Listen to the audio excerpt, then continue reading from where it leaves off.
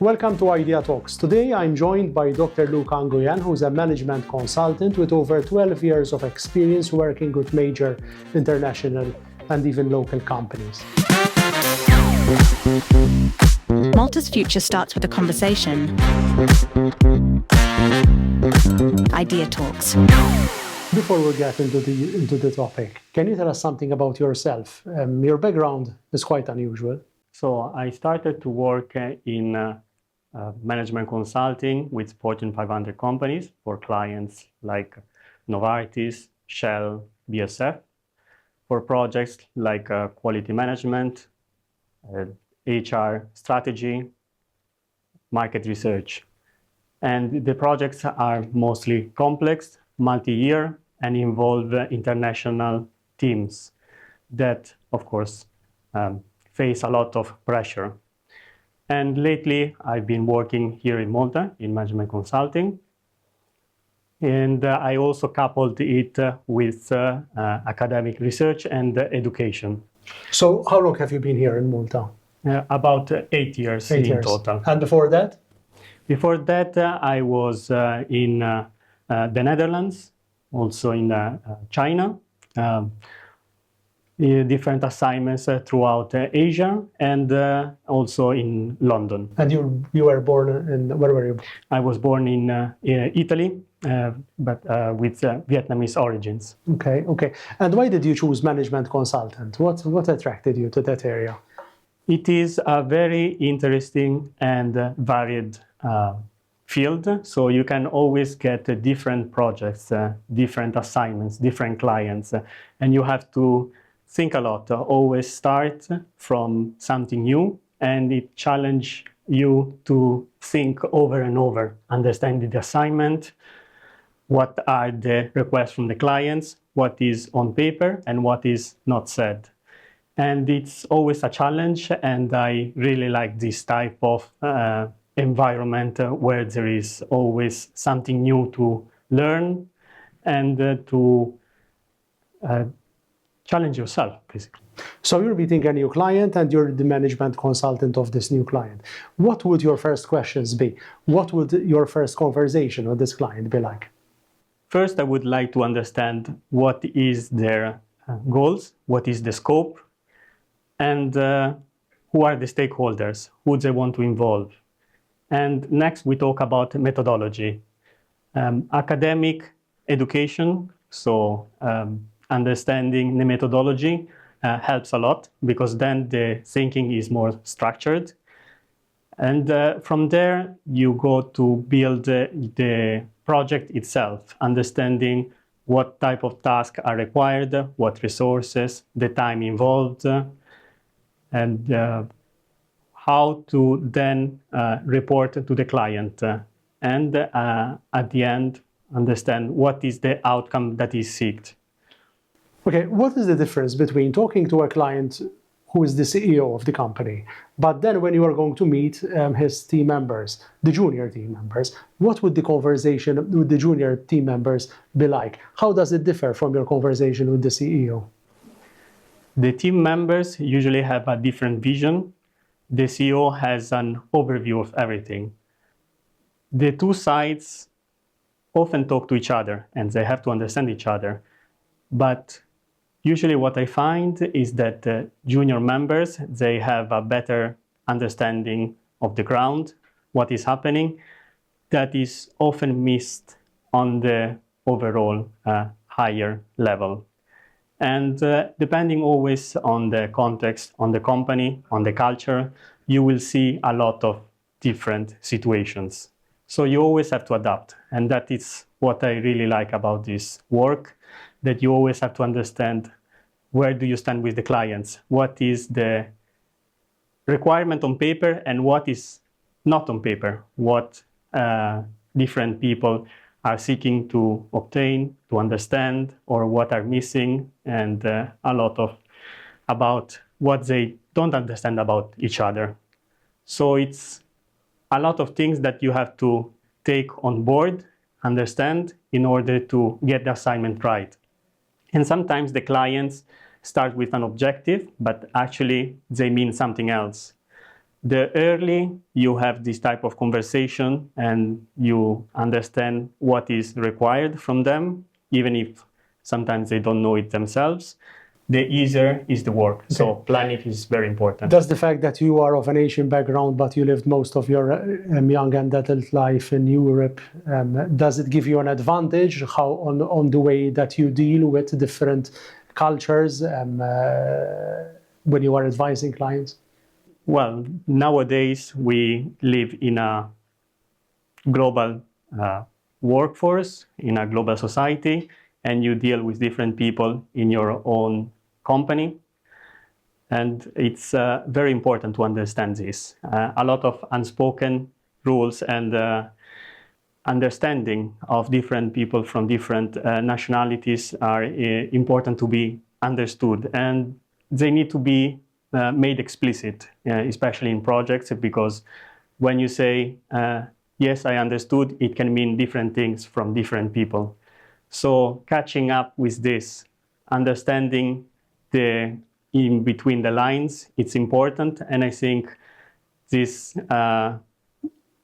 this experience of moving between countries and my own background is gave me a kind of advantage in this sense. So there are times when you are advising clients who are in a different country than yours. So you will be advising them remotely.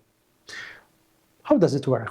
How can you advise someone? How can you get a feel of that someone's company, if you are not there on the ground, but you are talking to this client and trying to get a better understanding of his company remotely? How do you manage that? We have clients in different countries. So usually I work with teams that are in the different countries where our clients are, so that we have already our own company knowledge about the situation. And the clients usually are returning clients. So we know them already and they trust us to come back and give us more assignments. So usually it is already a part of the company. It's difficult also for us to go with a new client in a new country and advise them. Of course, you try, but it has to be about some specific task like market access, market research.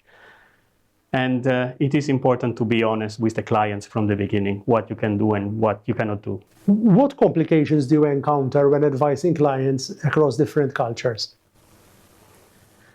The unspoken. So you have to make explicit what is implicit, because there are different levels of understanding by different people. And if this is only assumed, it's an issue that will catch up sooner or later. And a lot of misunderstanding can be solved from the beginning when there is a clear outcome, clear milestones, and it is important for me to have as much communication as possible from the beginning, not later on halfway the project. Otherwise, then it is more and more difficult to correct the whole trajectory of the work. So someone joins a project which has already been running for a number of months or years. How difficult or easy is that to adjust and fit in within that project and contribute positively when it has been running for a substantial period of time? So this is what happened most of the time, because it's very rare to have a fresh team from the beginning of a project. People move, they come and go. So you have people that leave halfway, people that on board. And for newcomers, it is often difficult to understand what's happening in the project, in the team, the unspoken rules, what's working, what's not. They risk being outsiders for several months. What I feel it works and what I do is forced onboarding halfway. It can take like 2 hours to explain the history of the project, what has worked, what hasn't worked, the unspoken rules that are within the projects and the teams, and also what the clients require that is not written in the document. In this way, the person can start immediately and understand what is required, what is the outcome, what are the milestones, so what is the standard required to work on the project positively. Okay. On a personal note, what do you do when you are not advising clients? How do you spend your time? Okay, I really like to do research, so I do a lot of writing in terms of, yes, and I publish as well in peer-reviewed journals. I especially like topics in socio-economic development and culture, also tourism and sports. Especially since we're in Malta, I do scuba diving, running, and also cycling. I started here. So let's talk a bit about projects which are long-term projects, if you like. And you've managed multiple projects like these with multi-year engagements. How do you keep the people engaged when the work in these projects become repetitive? How do you keep the people motivated, excited, willing to keep on giving their 100% when work sometimes becomes repetitive, i.e. boring? This is what actually happens in year 2, the quiet failing, because year 1 is when there is a new client, a new project, everything is new and everyone is excited. Year 2 is when people get used to the task. And what I can use an example. We had this assignment for a major industrial American company in Southeast Asia, so different countries, with 2 junior members to assess the satisfaction along the supply chain with 2 junior members for 3 years. The second year, what most people would do is to continue with the same tasks because it's more efficient at the end and you want the least of the problems.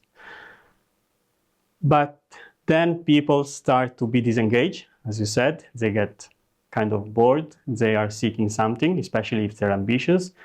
What I do and what I did in this project is to switch roles. So the first year, one person was doing the supplier side assessment, the second person clients interviews. And the second year, they switched so that they had a taste of the other side. And the third year, cross-cutting responsibilities. They would take some of my tasks so that they can also learn some of the manager's tasks. In this way, they're engaged, they're more interested, and they also grow more. Okay, one final question because we're out of time. This discussion would be followed by managers of small teams, people who are trying to juggle successfully or not multiple projects and various types of responsibilities. What's your advice to these people? I would say that we spend a lot of time creating systems, trying to be efficient, but it is also important to talk and listen to your people and learn more about them rather than talking only about the projects.